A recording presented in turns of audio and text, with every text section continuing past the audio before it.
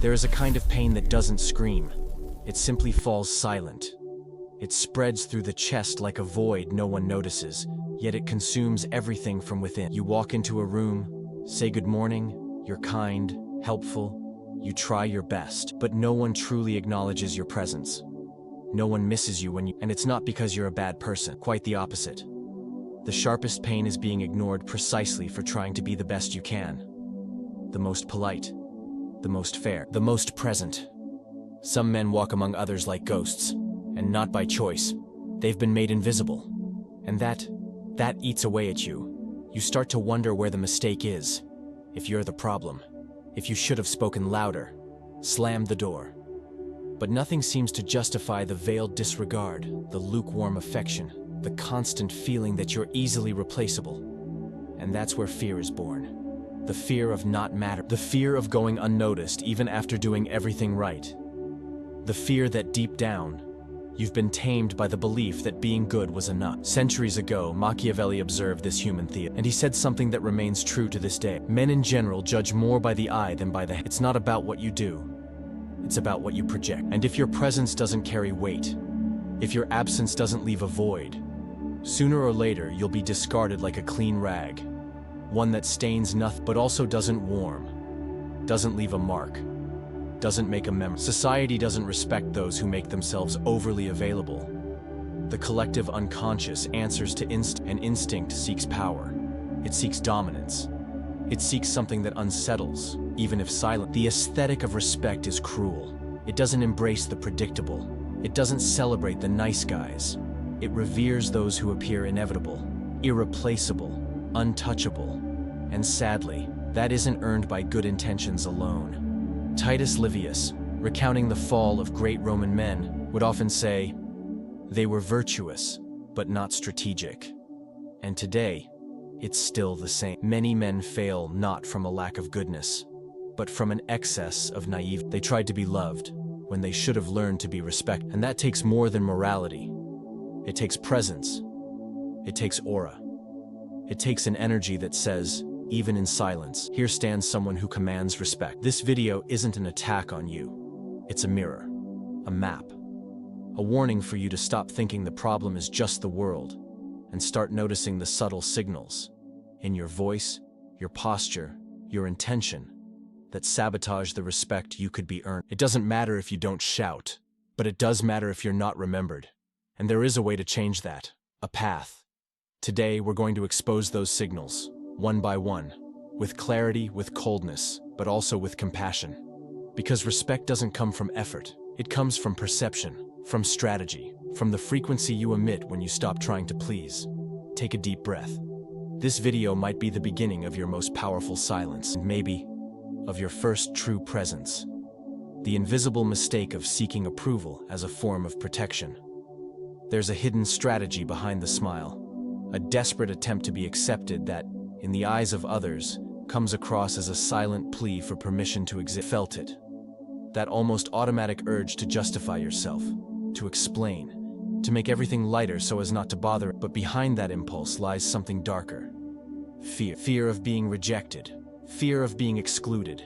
Fear of being perceived as a threat. So you shrink. You soften. You adapt. And without realizing it, you surrender. The desire for acceptance, when misunderstood, turns into submission. And that submission isn't perceived in your words, but in your frequency. The body speaks, even when the mouth is silent. And when your energetic presence diminishes in pursuit of approval, others feel it. They don't analyze it rationally, but the collective unconscious rejects what humiliates itself too much just to be loved. The man who constantly tries to be accepted becomes invisible, because no one respects what begs. Social neuroscience has already revealed this. The human brain detects concealed intention. When you act kindly but from a place of fear, others sense it. When you try to be helpful but carry anxiety for acceptance, the environment responds with disregard. It's not about what you do. It's about the vibration behind each gesture. And the frequency of submission, no matter how subtle, creates distance. People avoid those who need too much to be embraced, and they gravitate toward those who seem whole, even in silence. There's a practice that flips this script. a nearly imperceptible tactic called validation inversion. It's the act of not justifying yourself, not explaining, not trying to fix others' impressions of. When you stay silent in the face of doubt, when you hold your ground through discomfort without bending, something shifts. You stop being the smiling servant of the court, always welcome, but never taken seriously, and become the man who stands firm in his truth without needing to defend it. Picture this servant. He arrives early, smiles at everyone, brings wine, compliments the guests. Everyone likes him, but no one fears him. No one listens when he tries to, because he's already sold himself too much in the quest for acceptance. And the one who sells himself no longer has value, no longer has presence, no longer has a voice. If there's something sabotaging your social respect, it's this disguised desire for protection, this childlike need to be loved before being respected. Machiavelli would never trust a man like that. And if you want to rebuild your authority, you need to unlearn that neediness. Stop waiting to be chosen and start vibrating like someone who's already chosen himself, even if no one notices right away. Because in the end, eyes turn toward those who no longer, and true respect begins in the silence of someone who no longer explains himself. What your silent energy communicates, without you knowing. You walk into a room, say nothing, sit down, do your part, and still, something feels off. People don't seem to notice you, or worse, they seem to avoid contact. There's a noise you can't name, but the whole environment picks up on it. It's as if your body is saying what your mouth doesn't have the courage to reveal. And it is. Because every man sends signals, even in silence. The human vibrational language goes beyond gestures. It pulses in your gaze, your posture, the way you occupy space. Insecure men don't need to speak their insecurity. It leaks through the details, the way they move their hands, the way they avoid eye contact, the tension in their neck. These micro behaviors aren't neutral. They scream.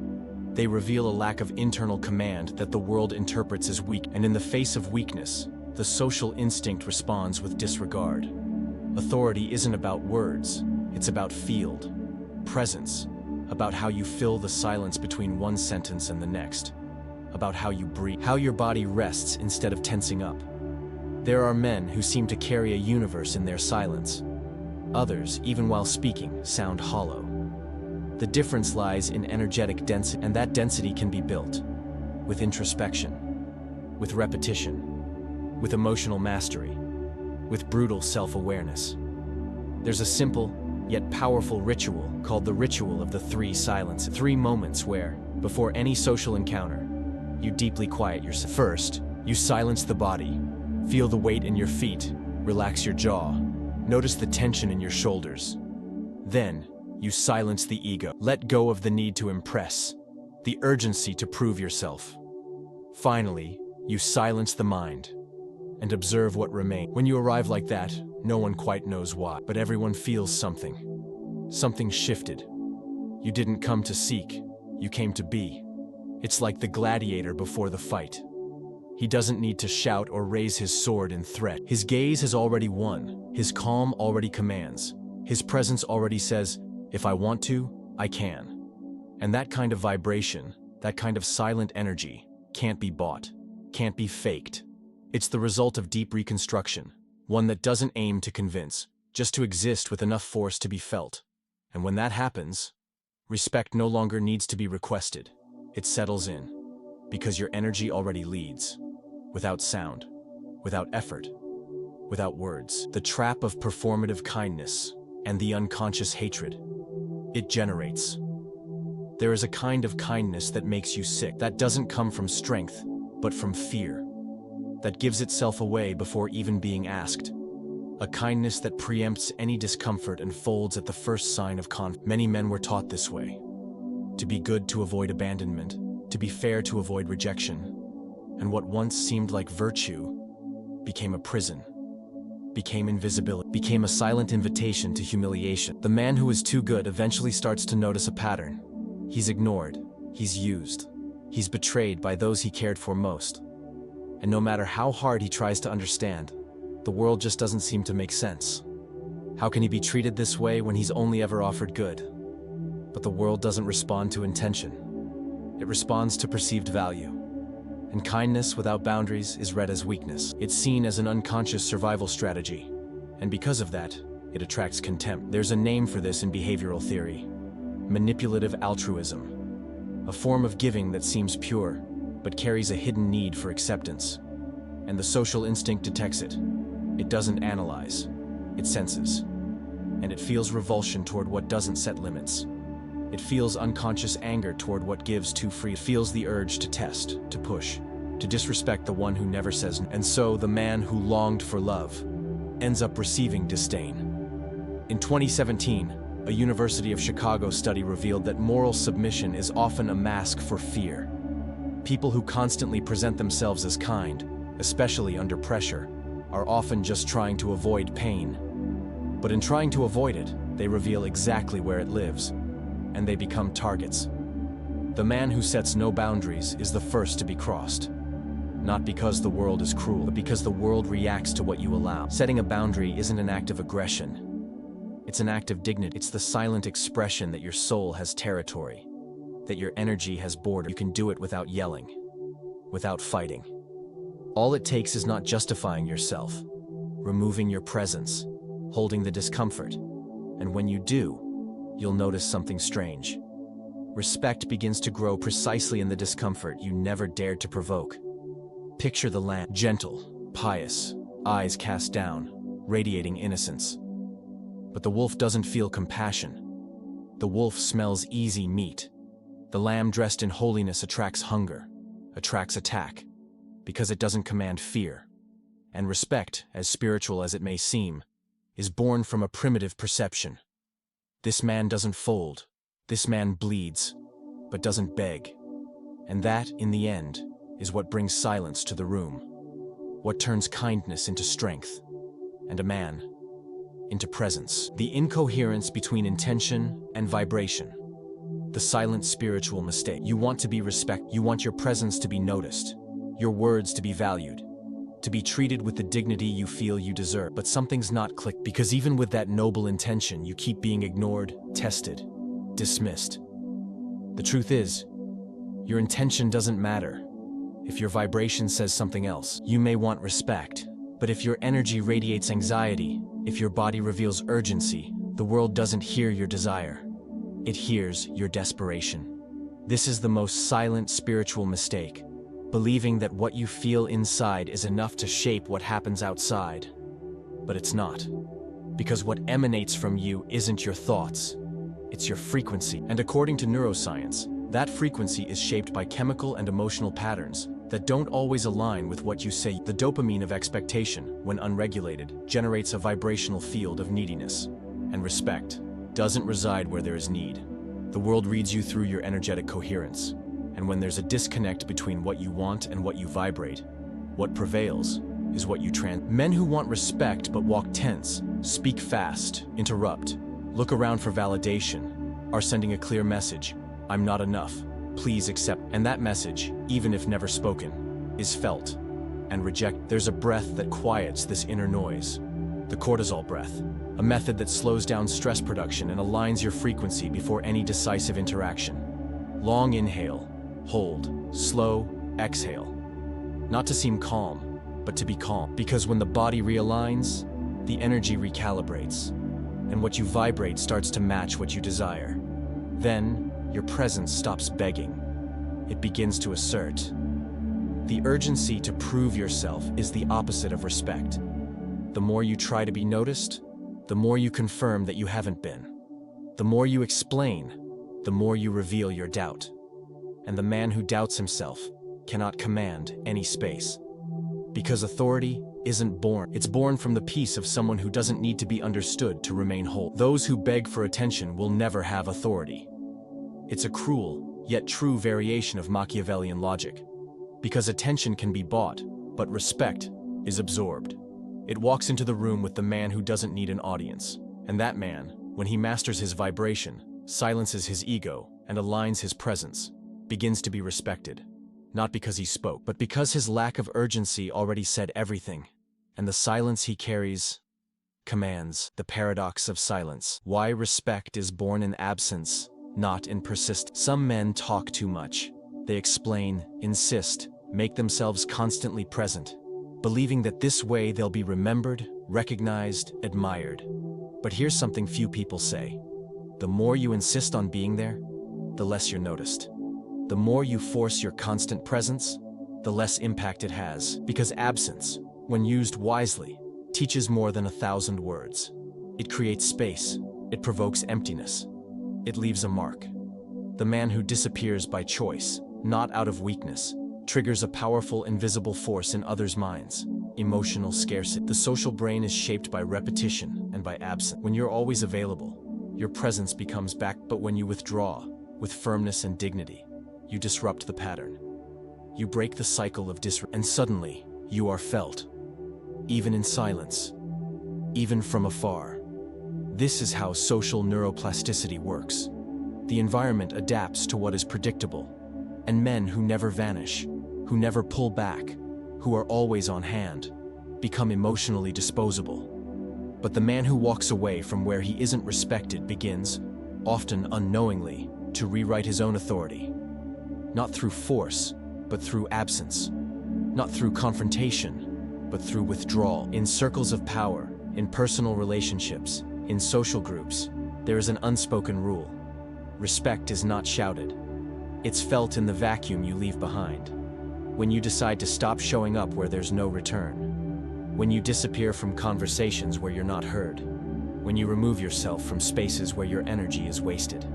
That, more than any speech, teaches. It teaches that you have bound. It teaches that you no longer beg. There is a kind of silence that isn't cowardly. It's strategic. It's like the war tactic of a general who retreats not because he lost, but because he knows where it's worth fighting.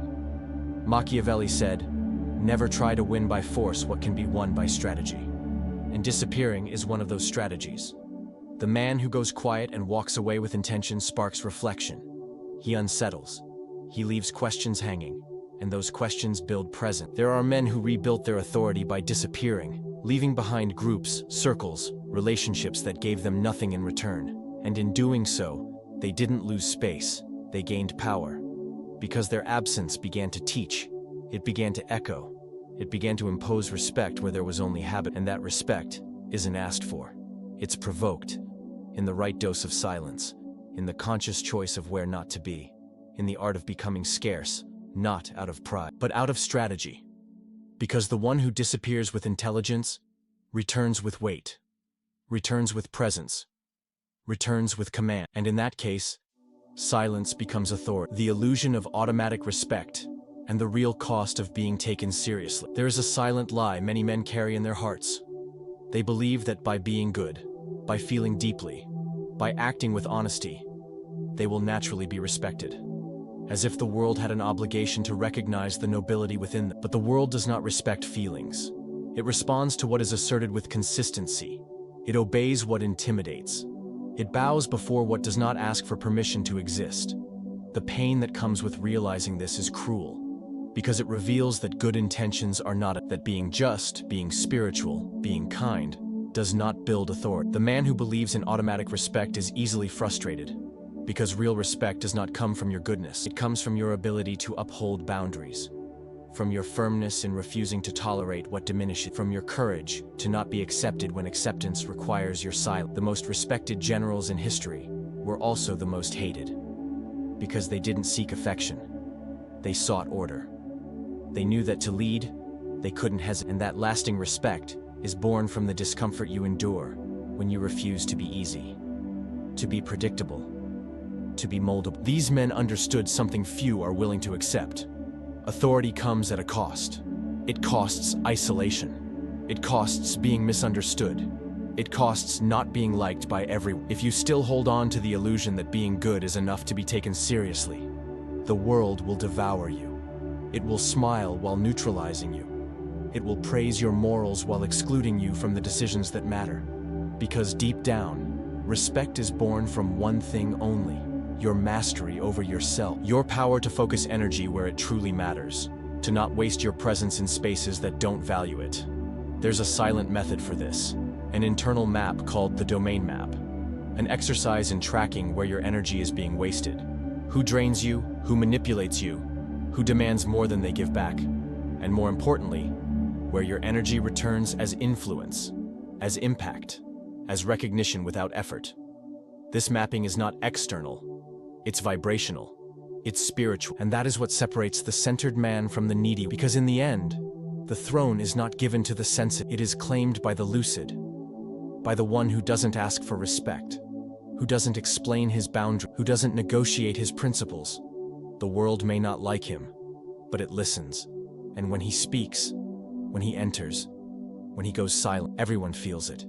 Because he doesn't vibrate neediness, he vibrates command, and that command is what imposes true respect. The kind no one dares to test, the weight of presence and the silence that commands. In the end, what remains isn't the words you said.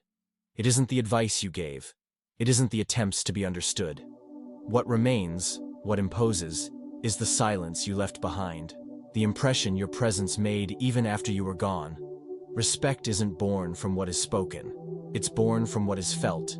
And in this case, feeling isn't emotion. It's perception. It's vibration. It's invisible. There are men who walked into a room and shifted the energy without saying a word, who didn't need to justify their worth, who didn't explain their pain, and yet were heard with the whole body, because respect isn't rational, it's sensory. And the body of the one standing before you responds to your density, to your posture, to your absence of urgency. That's where command resides. Not in strong words, but in unshakable inner steadiness. Let's revisit the sun. The urge to please that generates repulsion. The silent energy that exposes insecurity. The performative kindness that draws contempt. The vibrational incoherence between what you want and what you project. The constant presence that dissolves authority. The mistaken belief that feelings alone generate respect. Each of these points builds or destroys something invisible. Your aura, your silent power, your ability to be remembered without effort. Rebuilding that presence isn't a matter of self-esteem. It's a matter of strategy, a conscious choice for a life that asserts, not pleads, that withdraws when not respected, that goes quiet when words would be wasted, and that shows up with the strength of someone who no longer needs to be accepted. Because there is a brutal difference between being good and being necessary. One can be praised, the other never ignored. Machiavelli said, "He who controls fear controls behavior." And the man who carries presence, who knows how to disappear, who sustains silence, is the one others fear. Not because of violence, but because of unpredictability, because of unannounced greatness, because of power that doesn't explain itself. That's where respectful fear is born. Not from affection, but from the perception of greatness. As Thomas Aquinas taught, respectful fear is born of perceived greatness, not affection. And now, perhaps only one question remains. One that doesn't demand an immediate answer, but lingers in the mind like a mirror. What kind of silence are you projecting? And more unsettling still, what does your absence teach? Because in the end, it's not what you say that defines your respect. It's what happens when you stop speaking, when you stop being, when your name still carries weight, even without presence, even without noise, even without explanation. And that, my brother, is command, is dominion, is power, is silence. And that silence, command, who you become when you stop explaining yourself. He doesn't yell, he doesn't argue, he doesn't beg. But when he enters, everyone notices. When he speaks, everyone listens. And when he goes quiet, the silence weighs heavy. This man isn't an exception. He wasn't born with something you don't have. He simply walked the opposite path of the ordinary man. He stopped trying to be understood. He let go of the need to justify himself. And he began to live with such clarity that his presence became his art. Because when you stop explaining yourself, something within you aligns. You stop begging for understanding and begin to command perception. You stop being an open book and become a mystery. And mystery is respected. Predictability is used. What you over-explain loses value. What you keep silent becomes legend. And in a world where everyone talks too much, the one who is silent with power becomes present, becomes weight, becomes command. Respect isn't born from persuasion. It's born from doubt.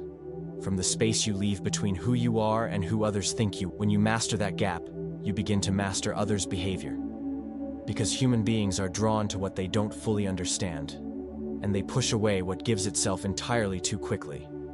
That's why the more you explain yourself, the more you dissolve. The more you justify, the more you reveal your need to be accepted. Silence is not a lack of response. It is the highest response.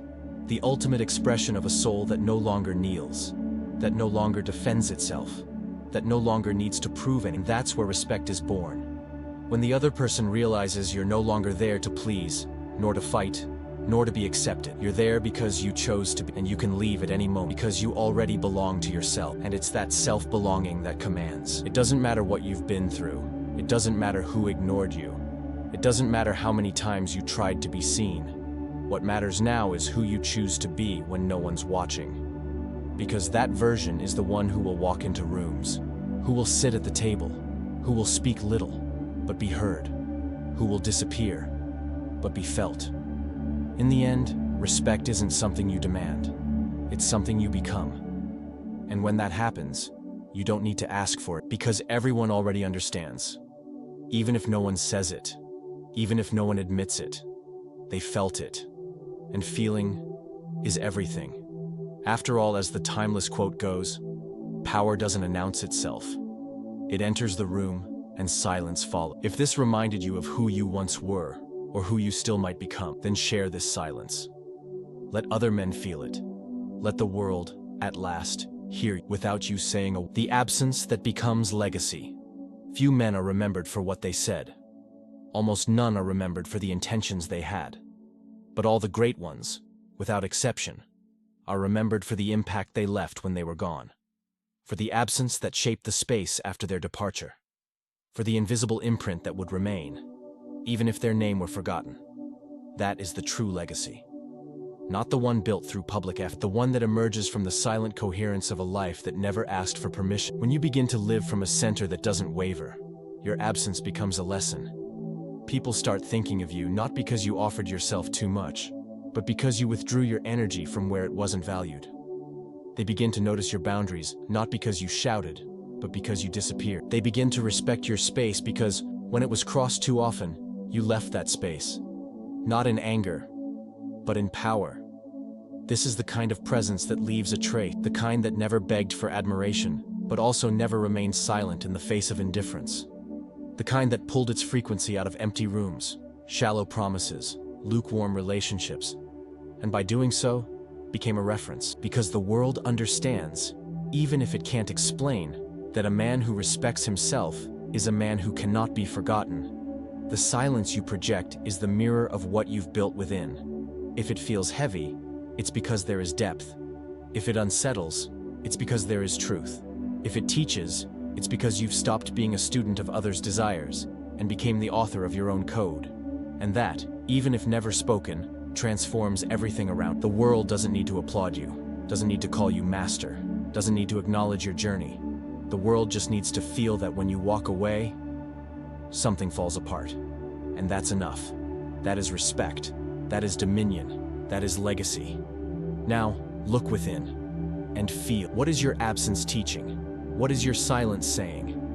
And above all, who are you becoming when no one is watching? This is the beginning of the presence that commands, of the authority that doesn't need to prove itself, of the name that remains, even when the sound is gone. Because true power is felt, not announced, not explained, just felt. And that power, is already silent, waiting to be by those who at last have begun to listen. The memory of what never comes back. Some men are remembered for the chaos they caused, others for the love they gave. But there's a rare kind of man who is remembered for what he withheld, for what he didn't say, for what he didn't explain, for what he never returned to. And that kind of memory, unlike the others, doesn't fade with time.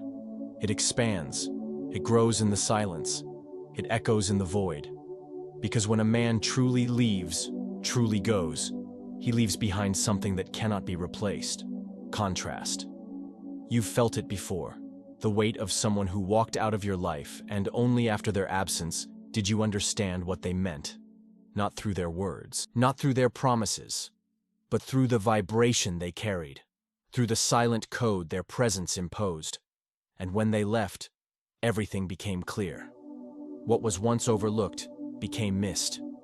What seemed ordinary became absence. What was dismissed became symbol. That is the kind of memory that never returns, and that changes everything. True respect is not born in the noise of presence. It blossoms in the memory of absence. When you disappear with elegance, with firmness, with direction, others are forced to reorganize their perception of you.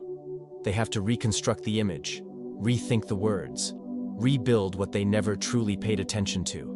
And in that reconstruction, a form of reverence is born. Not the kind shown through praise, but the kind revealed in the uncomfortable silence your absence provokes.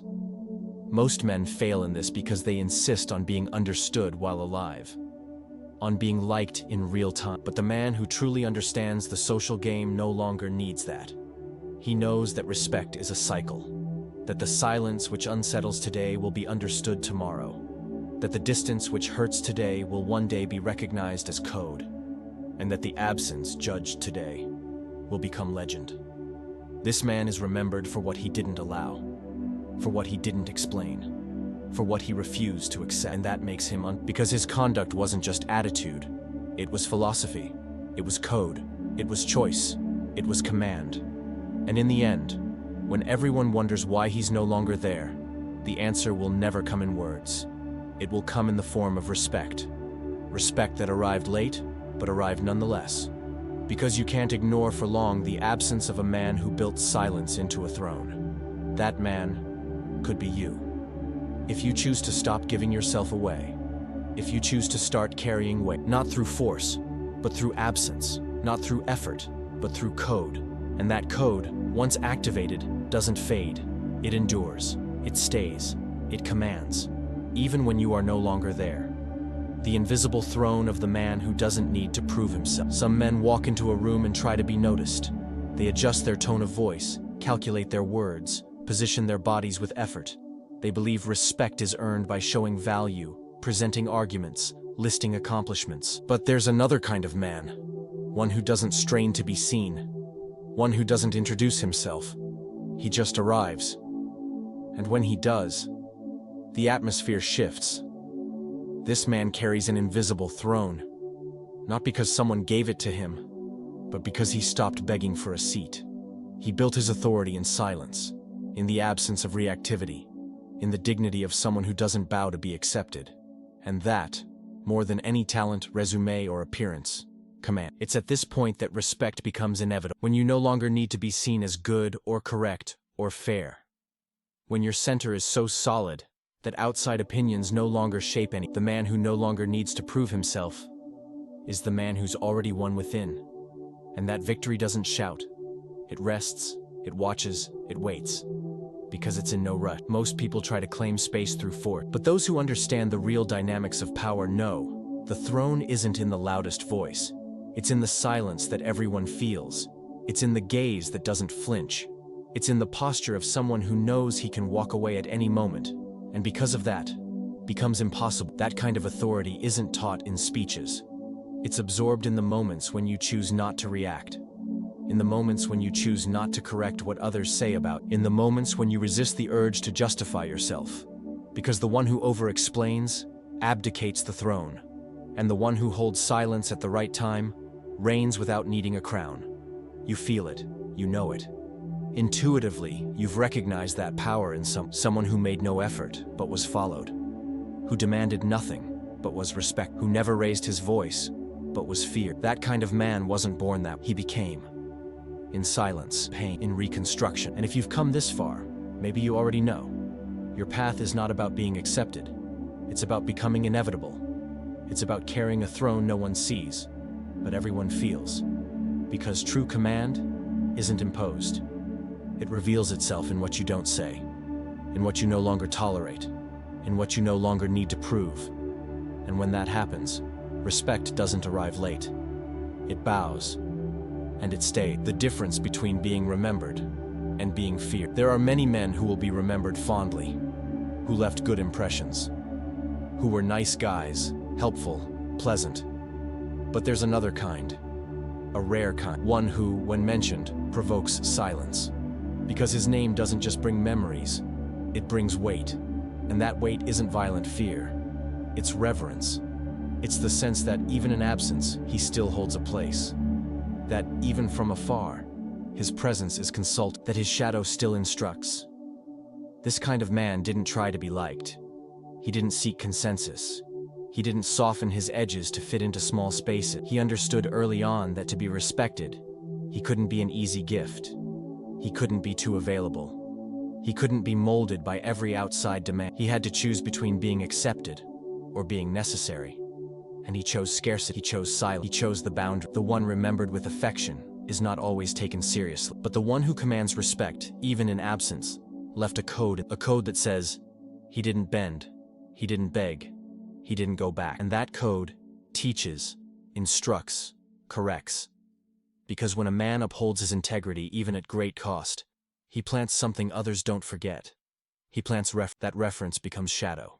Not a dark shadow, but a form like a mountain in the background, like a figure that, even at a distance, still defines the landscape.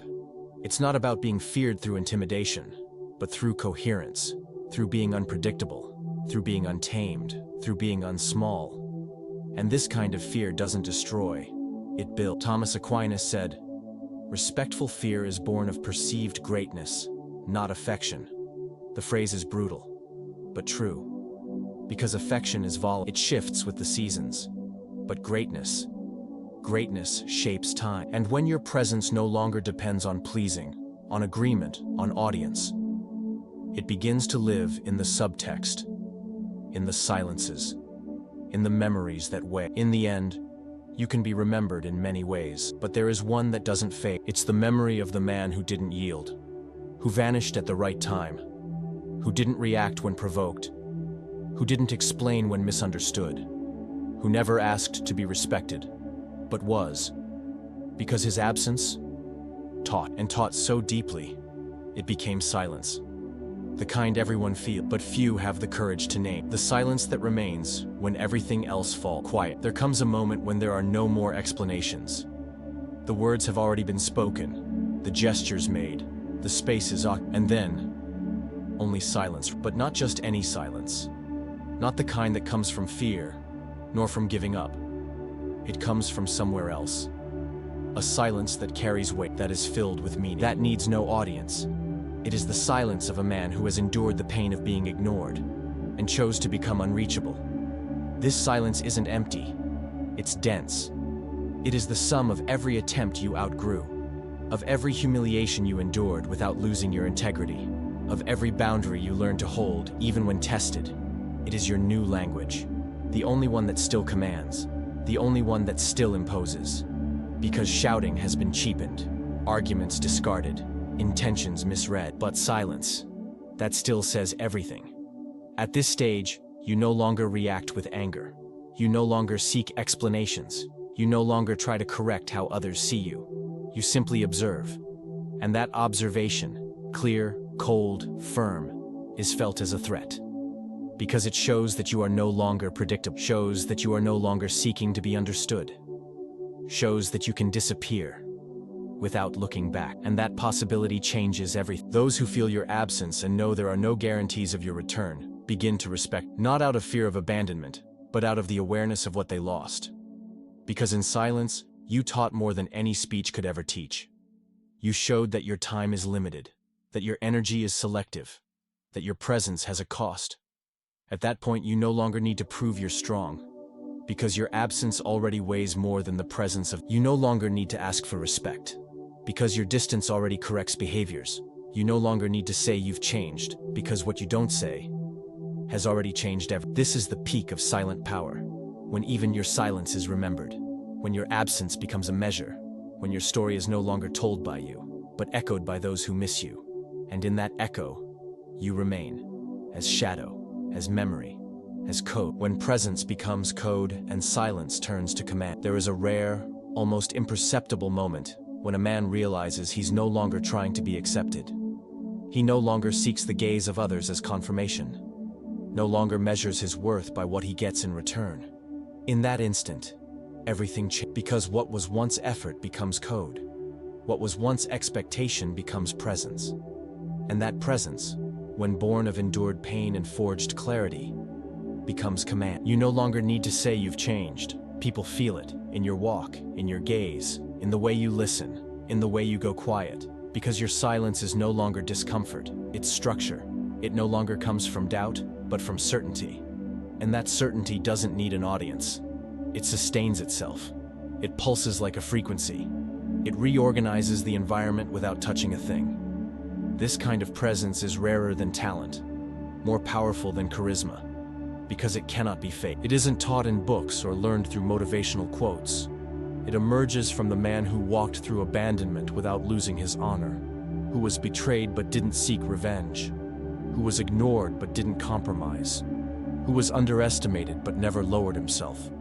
That man, when he returns, no longer needs to convince anyone. He simply is. And that's enough. It's at that point that your life begins to operate on a different level. You no longer need to fight for attention, no longer need to shield yourself with explanations. Your absence already teaches. Your scarcity already shapes. Your silence already leads. Because now your presence has become code. A code that doesn't shout, but whispers deep truths. That doesn't pressure, but destabilizes those still living on autopilot. That doesn't impose, but cannot. And when that code is activated, the world begins to respond. Some will step back, because they can't face the others will draw closer, because they recognize the depth. But all will feel it, even if they can't explain why. Because true respect isn't logic, it's vibration. And when you reach that point, you no longer ask, you command. With your gaze, with your posture, with the simple fact of being. In the end, that's what remains. A presence that speaks when you say nothing, a silence that commands when everyone else is shouting, a code that pulses even after you've gone. And that is power. The purest kind, the most feared, the most respected. Because it wasn't born of effort, it was born of surrender, of absence, and of the decision to never again need to prove yourself to anyone, ever again. The silent room where true respect resides. There is a room where few ever enter. It has no doors, no walls. It is an inner room, a place within you that no longer needs the world's approval, because it already understands how the world. In this room, silence is full, the gaze is steady, and the presence undeniable. Those who enter it are not the ones who triumphed outwardly, but those who rebuilt themselves inwardly, piece by piece, after being discarded. This room is where true respect lives. Not the kind that's asked for, begged for, pleaded for, but the kind that arises when a man stops bowing just to be remembered, when he decides that his energy will be selective, that his words will be rare, that his time will be treated as sacred ground. And when that happens, the world responds, not with applause, but with silence. The same silence he cultivated. This room was built in the pain of being underestimated, in the emptiness left by betrayal, in the lost gaze after abandonment, in the rage swallowed when injustice. But it was also built in the choice not to corrupt himself, in the decision not to react as a victim, in the strength to keep walking in silence, to rise without explanation, to return, not as someone asking for a seat, but as someone who carries a code. And when a man enters this room, he no longer tries to win anyone over, because he realizes that real power is not in pleasing. It's in knowing how to leave, in knowing how to be absent, in knowing that respect begins the moment your presence no longer depends on being understood. This is the man everyone listens to when he speaks, but also feels when he's silent, who leaves marks without touching, who shifts a room without effort, who transforms relationships without trying. Because his presence no longer lives in his words. It lives in what he carries, in what he refuses to negotiate, in what he no longer needs to say. And that's why, in the end, this silent room becomes sacred, because it holds a man who is no longer in a hurry, who no longer needs to be accepted, who already understands the game, and for that reason commands, with silence, with absence, with the invisible weight of someone who no longer needs to prove himself, because he already is. And that is enough. That commands, that endure, the end of explanation, and the beginning of authority. There comes a time when explaining becomes exhausting. Exhausting because you realize that those who truly want to understand you do so in silence, and those who require justification will never fully see you. That's when explanation loses its meaning. And paradoxically, that's where your authority begins, when you stop translating yourself, When you decide your energy is worth more than the effort to convince. When you accept that not everyone will grasp your depth. And that's not your problem. Explanation is a currency. Every time you use it, you give something away. A piece of autonomy, a fragment of mystery, a portion of your presence. And the man who spends that currency too often grows poor, because respect is not built with explanations. It is absorbed in the silence of someone who knows their own worth, of someone who doesn't speed up in the face of others' doubts, of someone who doesn't shrink to fit into narratives that don't represent him. Authority does not need to justify itself, because it was never meant to be understood. It was meant to be felt. It is expressed in the firmness with which you hold your silence in the face of provocation, in the calm with which you accept being misunderstood, in the coldness with which you walk away from places that can't hold your truth. That is what imposes. That is what builds a presence heavier than any speech. Throughout life, you may have believed that being clear was necessary, that revealing your intentions proved integrity. But now, you might be ready to understand that true respect doesn't come from being transparent. It comes from being unshakable, from being a territory not accessible to just anyone, from wielding silence as a weapon, not as absence. This is the moment when explanation dies, and with it, the need to be validated dies too. The need to be loved at all times, the need to be understood by everyone. And what is born in its place is a kind of presence that commands effortlessly, that imposes itself without speech, remains, even when it chooses to. This is the beginning of real authority, the kind that doesn't need to prove, the kind that doesn't announce itself, the kind that enters and changes everything, simply because it depends on nothing, because it is whole, because at last, it has become what it always was: command in the form of silence, presence in the form of absence, respect in the form of energy, and that no one can take away. Ever again. The final memory before the last silence.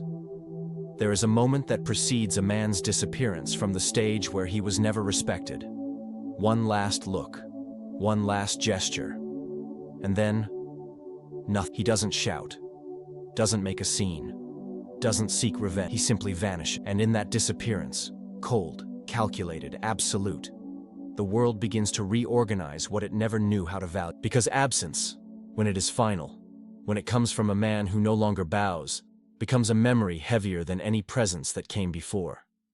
People begin to revisit the gestures they ignored, the silences they disrespected, the words they dismissed. And then, in the void, they realize what they lost. But it's already too late, because that man, once rebuilt from within, never returns to the place he walked away. He no longer fits. He doesn't seek revenge.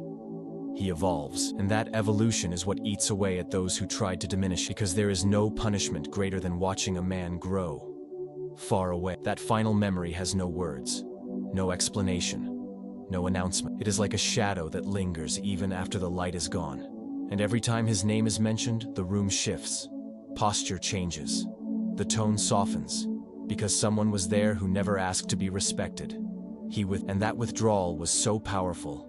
It became command that echoes, that teaches, that remains.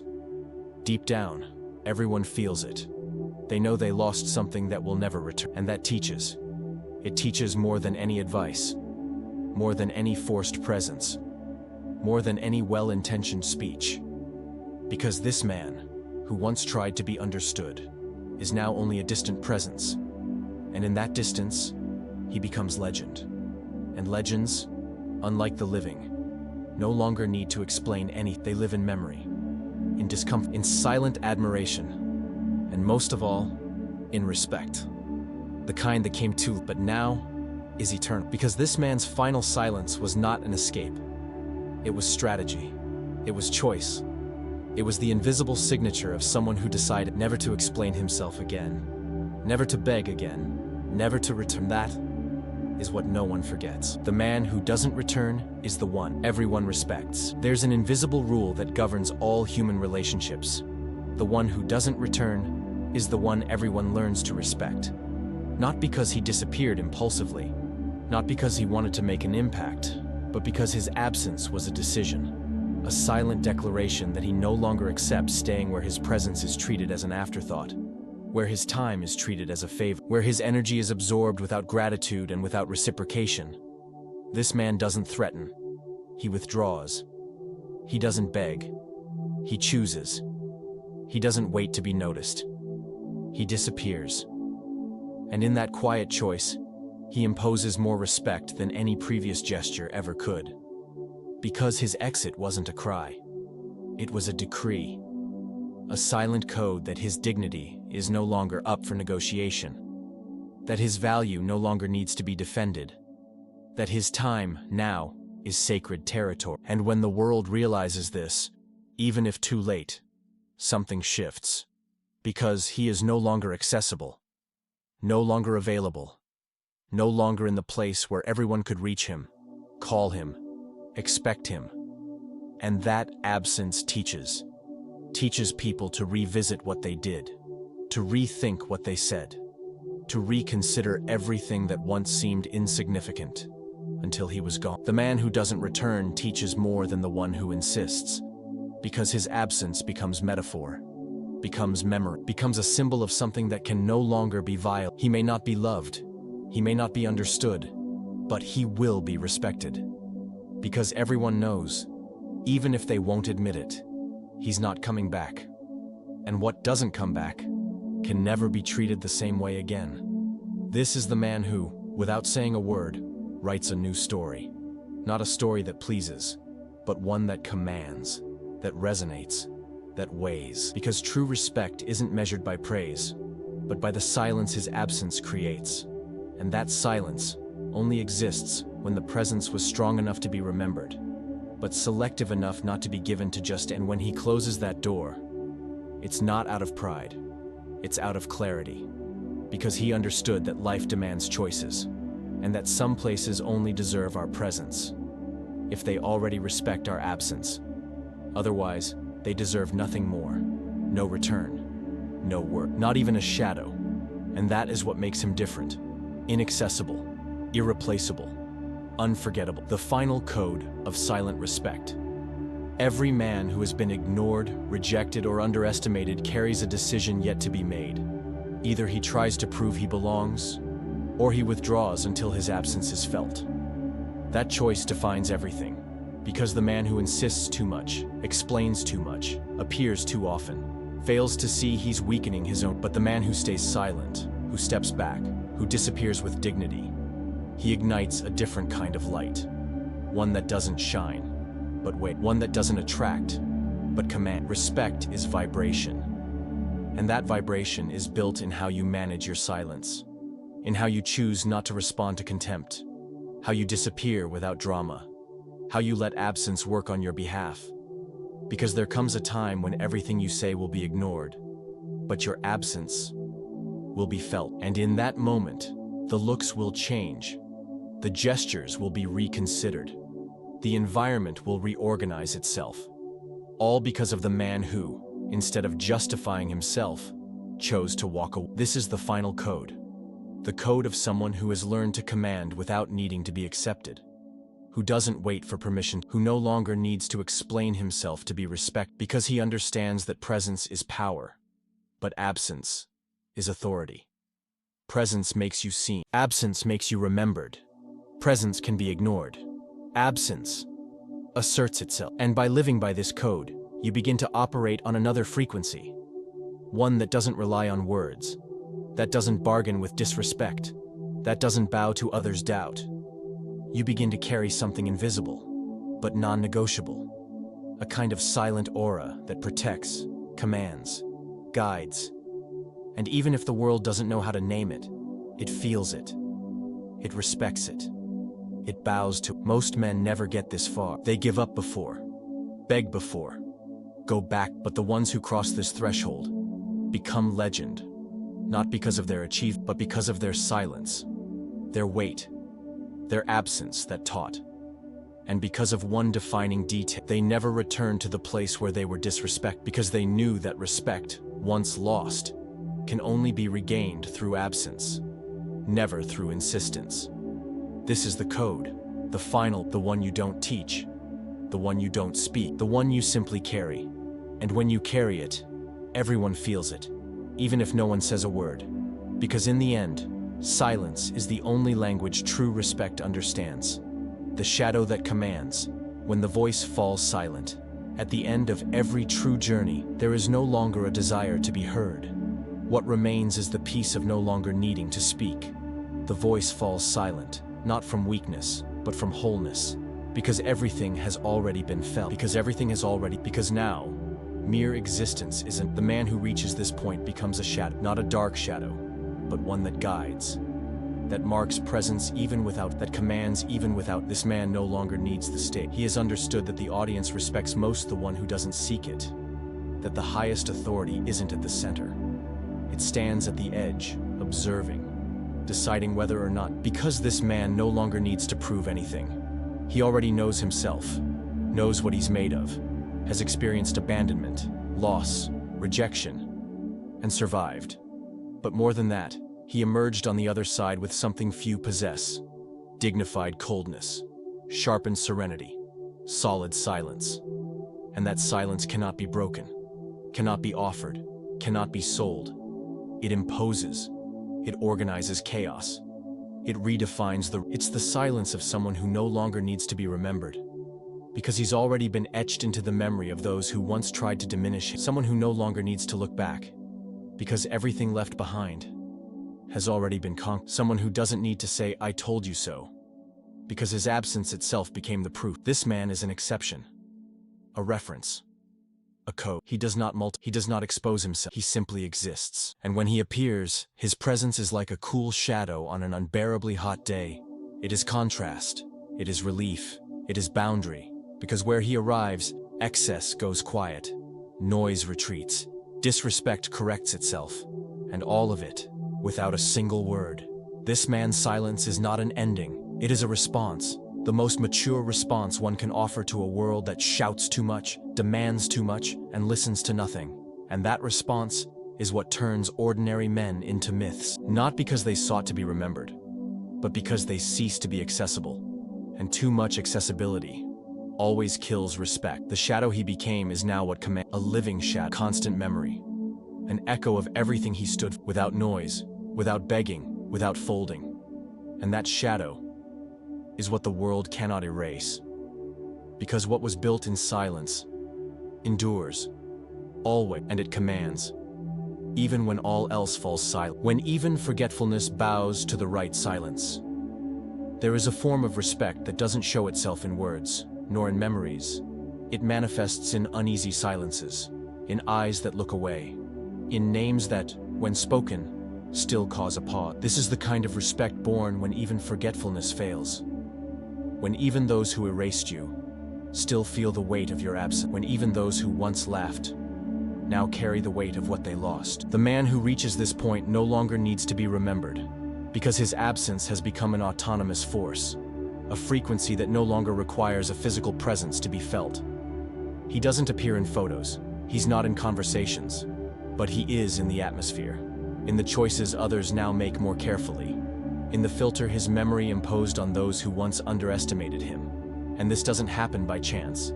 It happens because you didn't return, because you didn't send a message, because you didn't respond to provocation, because your silence was absolute, and in absolute absence, uncontested authority is born. You cannot erase someone who never explained himself. You cannot ignore someone who left in silence, because silence, when it's a decision, doesn't disappear. It becomes structure, it becomes law, it becomes ghost. A ghost that commands even when no longer in the room. You become a presence without form, a presence that, even when no longer part of someone's life, still dictates what is said, what is avoided, what is felt. And that is power. Not the power of control, but the power of having existed with such firmness that not even forgetfulness can erase you. Most will be forgotten quickly, because they never left a mark, because they explained too much, insisted too much, never withdrew with weight. But the man who once chose silence with intention never completely leaves. He remains where it matters. In the mind, in the perception, in the atmosphere. Because what he was doesn't repeat, doesn't replace, doesn't dissolve. And so, even forgetfulness, merciless to so many, bow, because you can't erase what was built with dense presence and selective absence. This is the end of the cycle. The point where everything you were and everything you chose not to be becomes code. And that code commands, even in eternal silence, even in flawed forgetting, because the respect born in silence never dies. It simply stops needing to be spoken. The voice that commands without sound. Everything that needed to be said has already been said, and everything that still weighs remains unspoken, lingers in the pauses, in the glances that are avoided, in the way the room shifts when your name is mentioned. Because when a man reaches the point where his presence is dispensable, but his absence is unbearable, he has understood the final stage of respect. The stage where there is no longer sound, but there is still command. This voice that commands without sound does not come from ego. It comes from the journey, from everything you refuse to accept, from all the times you chose silence over conflict, from all the spaces you left without note, from all the conversations you decided not to have, from all the moments when, faced with doubt, you chose to remain silent. Not out of fear, but out of wisdom. This accumulated silence is not absence, it is power. It fills the spaces left behind by useless words. It settles into the memories of those who tested you. It imposes a kind of reverence no one can explain, but everyone feels. Because what is truly powerful doesn't need to speak. The voice that commands without sound is the legacy of one who became a symbol, of someone who, without seeking glory, became a reference, who never kneeled before the urgency to be understood, who made himself whole even when ignored. Now, even silent, even distant, even absent, still dictates the terms. And it's not about fear, it's about measure. About realizing that a man who lived deeply, who suffered consciously, who crossed through rejection and returned with clarity, that man will never again be over, because he carries something rare, a vibration that teaches, a calm that commands, a presence that even in silence speaks louder than any scream. This is the final voice. The one, not because it forced itself, but because it withdrew. Not because it justified itself, but because it was complete. Not because it sought to be heard, because, in choosing silence, it made everyone listen, without sound, without noise, without return, only with presence. The most powerful of all. The one that stays, the one that commands, the one no one dares to interrupt. The respect that begins where need ends. The line is invisible, yet clear. On one side stands the man who still needs to be noticed, who measures his worth by others' responses, who lives trying to prove he deserves the space he occupies. On the other side is the man who no longer needs that, who has already understood that respect begins where need ends, when he stops seeking, when he stops trying, when he simply stops offering himself. This man is not indifferent, he is lucid.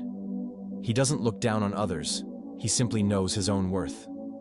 And that's why he commands, because his presence no longer depends on external acceptance. It is born from internal solidity, from the clarity of knowing what he tolerates, what he allows, what he will never accept again. And that clarity imposes distance, creates boundaries, filters the world. True respect will never come as long as need remains, because others can feel it. They sense when you need too much, when you hope too much, when you depend too much. And upon sensing it, they pull away, they test, they diminish. But when you break from that dependency, when you stop needing, that's when they bow. Not out of kindness, but out of instinct, because the world respects the man who no longer needs. That's the turning, the moment your energy shifts, when your field becomes denser, when your presence begins to make an impact effortlessly, because you no longer try to be seen, you simply are. And being, when you no longer rely on being accepted, is what creates authority. It's what carries weight. It's what commands. Most men never reach that place. They remain trapped in the pursuit, in the validation, in the anxiety of being recognized. But the few who cross that line never go back, because they understand that respect is not born from effort. It is born from release. Release of neediness, release of explanation, release of dependence. And when that need dies, true power is born, silent, invisible, imposing. The kind of power that cannot be bought, or begged for, or imitated, only carried. Like a frequency, like a shadow, like a mark. One that says, without saying, I no longer need you to see me, and for that, you will never forget me. When absence becomes absolute presence, some men disappear and are forgotten. Others vanish and are felt forever. The difference between the two isn't time, achievements, or words. It's the density they carried in their presence, and more importantly, the intent with which they withdrew. Because some absences liberate and others impose. And when a man exits with clarity, purpose, and boundaries, he doesn't just vanish, he transcends to another plane, one where he's unseen but undeniably felt. Absolute presence is born the moment absence is chosen, when you decide not to return, when you realize coming back would diminish you, when you understand that staying where there is no reciprocity is a silent theft of your own greatness. So you leave, not out of anger, but out of power. And that power marks, implants, teach it. Those who once laughed now weigh their words. Those who once tested now restrain. Those who once ignored now remember, even subconsciously, because you didn't come back. And that decision teaches more than any explanation, more than any speech, more than any attempt to show your worth. Because true worth is felt in absence, not in insistence. This absolute presence born in absence need not be recalled. It manifests in the silences others make when thinking of you, in the choices people make after you've left, in the discomfort your exit caused. Because the world only respects what it misses, and it only misses what was whole, what was firm, what was rare. And you become rare when you stop offering yourself, when you stop molding yourself, when you finally decide your name will only be spoken in spaces where the silence it carries can be understood. This is the new level, the level where you no longer need to be there, to still be, where your absence is so dense that it becomes presence. Most will never grasp this, but those who feel it never treat you the same, because you taught something by leaving. True respect can't be bought. It can't be demanded. It can't be negotiated. True respect imposes itself with the right presence and the final absence, the silent closure no one forgets. There are farewells no one hears, not because they were gentle, but because they happened before any words were spoken. They are internal exits where the man no longer belongs, even while still. When he finally leaves, physically, emotionally, energetically, it isn't shocking. It's simply the inevitable end of a presence that had already become a living absence. But what happens afterward is what truly transforms. Because this silent closure doesn't breed anger. It generates discomforty. A discomfort that lingers, that marks, that makes others ask themselves what they lost. Even when they can't name, they know you're gone. They know you're not returning. And deep down, they know this isn't a typical loss. It's a rupture. A final period, unspoken but etched in the atmosphere. And because of that, it's unforgettable. You haven't left an emptiness. You left presence. A presence that continues to operate behind the scenes, that continues to shape behaviors, that continues to adjust the tone of conversations where you once belonged. Because somehow, everyone feels it. Something has been lost. Something whole. Something solid. Something mysterious. And now, in absence, it's even stronger. This kind of closure only happens when your absence carries the same coherence as your presence. When everything you lived was authentic. When you withdrew without venom, without noise, without the need for revenge. You simply left. And that simply changes everything. Because it is in that raw simplicity that the impact resides. An impact that doesn't need to shout, because it already echoes. There won't be tributes, there won't be apology, there will be memory. A memory that is silent, uncomfortable.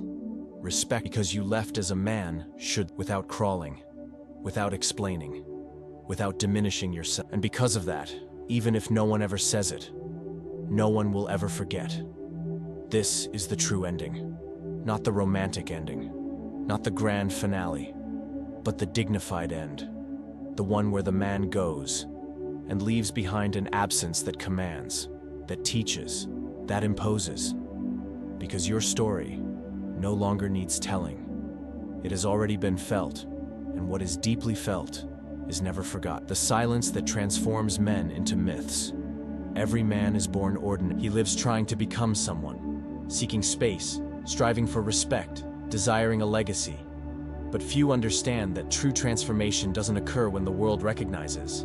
It happens when the man chooses silence, when he signs his presence with absence, when he realizes he no longer needs to exist to hold. At that moment, he stops being commonplace and becomes mythic, not in exaggeration, but as symbol. A symbol of steadiness, clarity, coherence, a symbol of what can't be explained but is felt, of what doesn't defend but asserts, of what once sought love but now commands reverent remembrance.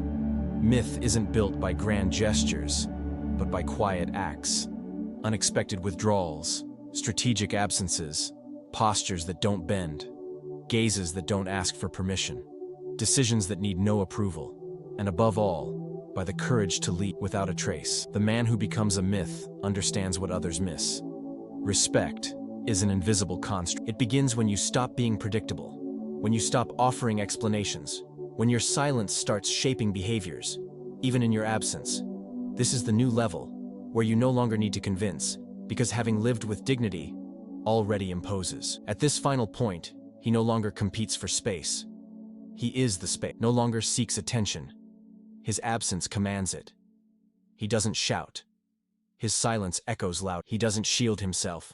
His coldness is armor, his calm, strength, his mystery, weapon. This is the man you feel, whose mention provokes care, whom you remember intensely because he left, but didn't disappear. Because he didn't ask for respect, he became it. And the silence he left continues to teach, to weigh, to command, and always remain. As every silent myth should, the man nobody dares test anymore. When a man reaches this level of silent maturity, everything around him changes. People don't know why, but avoid certain comments. Choose words carefully, measure gestures. It's not fear of conflict, it's a sense of density, an invisible boundary that can no longer be crossed. And that's new to them, because before, this man would absorb everything. Now, he doesn't. He doesn't threaten, but he compels. Doesn't accuse, but observes. Doesn't react, but withdraws. And it's this ongoing, silent, conscious withdrawal that creates a field where no one dares test him, because everyone senses he is here by choice and could walk away at any moment. And if he leaves, he doesn't return. That changes everything, reorganizes the balance, turns the invisible into tangible power. Authority now lies in the simple fact that he knows what he tolerates, and more important, what he won't tolerate. That certainty changes how he speaks little, but when he does, it silences. He doesn't compete because he knows that those who compete too much still don't know themselves. He merely positions, and his position becomes law. Not because others agree, but because no one dares overstep. This is the final state, a place where you no longer manage your reputation. It sustains itself, where you no longer need to prove presence, your absence asserts, where you no longer compete for love, space, influence, because your energy has already defined. And at that point, respect is no reaction. It is environment. It's the air around you. People may never fully articulate why they respect you, but they do. Because something in you stopped offering itself. Because your presence now carries story, pain, a journey, and that imposes silence. A silence no one can break. A silence that, even when no one is looking, and that command, without force, without shout, without vanity, is the most dangerous of all. Because it endures. Doesn't depend on proximity, doesn't wane with time, doesn't fade with distance. It simply is. Because it was built with renunciation, cold clarity, and above all, selective absence, becoming the code. This is the end of the cycle, the point where a man becomes code, where he no longer needs to be heard, because everything about him has already been understood, where he no longer needs to be seen, because his absence is more than present. In the end, when everything is silent, when all voices have tried to explain what cannot be understood, only one thing remains: that thick, dense, absolute silence, which says all he never said, because the most respected of men was the one who disappeared at the right time, who knew how to stay silent when answers were expected, who didn't return when reconciliation was demanded, and because of that, he was remembered, he was felt, he was never disrespected again. Power doesn't announce itself. It enters the room and silence follows. If this silence resonates with you, know this. It is your weapon. Your reconstruction starts now. And when you no longer need to be heard, you will be feared. When you no longer need to be loved, you will be remembered. And when your presence is choice, your absence will be command. From here, everything changes. Because you stopped explaining and began to merely exist, like every man who faced pain and returned a myth, in silence, forever.